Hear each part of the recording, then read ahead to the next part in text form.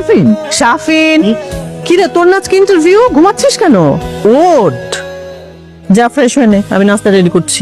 বেশ কয়েকদিন যাবৎ নীল শাড়ি পরিহিত মেয়েটি আমার স্বপ্নে আসছে। খুব ইচ্ছে হয় স্বপ্নটা শেষ করতে, কিন্তু না, বারবার ভেঙে যায়। কখনো বাসের হেল্পারের ডাকে, আবার কখনো মায়ের ডাকে। ইস, এত তাড়াতাড়ি কেন সকাল হয়ে যায়? জীবনে কখনো কাউকে প্রপোজ করতে পারলাম না। অন্তত স্বপ্নে হলেও না হয় প্রপোজটা হোক, সেটাও জুটে না।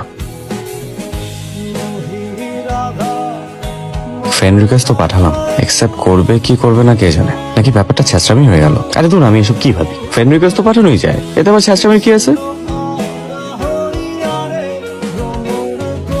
এই মামা, মামা,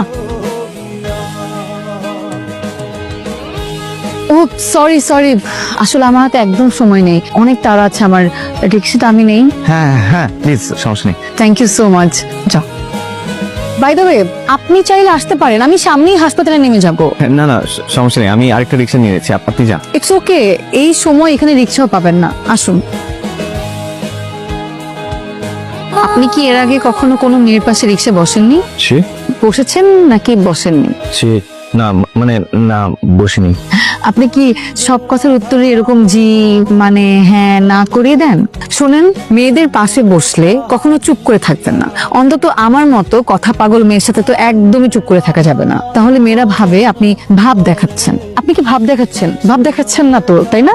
ওই যে আমার হাসপাতালের সামনে চলে আসছি। আজকে আপনার তাহলে যে কি হতো, কি হতো?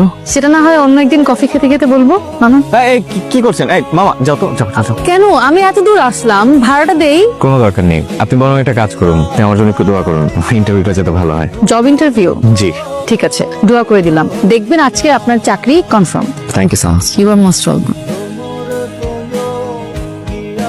কংগ্রাচুলেশন, আপনার জবটা হয়ে গেছে। বেলপরি, আজকে তোমার দোয়ায় আমার চাকরি হয়েছে। আমার দোয়া মানে? চাকরি তোমার যোগ্যতায় হয়েছে। প্লিজ, নিজের যোগ্যতায় চাকরি পেলে এতদিনও হয়ে যেত। আমার বিশ্বাস তোমার দোয়ার কারণে আজকে আমার চাকরি হয়েছে। আমি কিন্তু আমার প্রিয় মানুষের সাথে ঠিকই অনেক কথা বলি। তাহলে সবসময় চুপচাপ থাকো কেন? এভাবেই কথা বলবা। আমি কি তোমার সাথে চুপ থাকি? থাকো তো, শুধু তোমার চোখ দুটো কথা বলে। তা আমার দু চোখ কি বলে?